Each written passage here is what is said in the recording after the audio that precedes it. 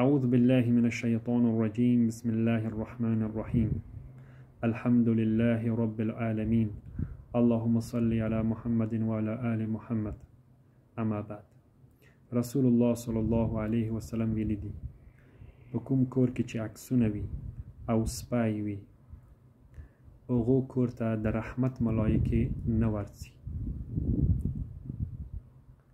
په کوم کور کې چې عکسونه وي د زنده جانانو عکسونه وي د انسانانو عکسونه وي د نورو ژوندي حیواناتو عکسونه وي که څه هم په المارۍ کې وي که څه هم په البوم کې پټ وي.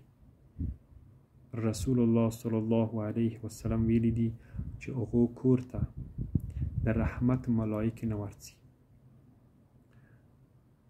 چې که سپی هم وي عکسونه او سپی که وي هغو کور ته د رحمت ملایکې نه ننوځي. سبحانك اللهم وبحمدك أشهد أن لا إله إلا أنت أستغفرك وأتوب إليك. السلام عليكم ورحمة الله وبركاته.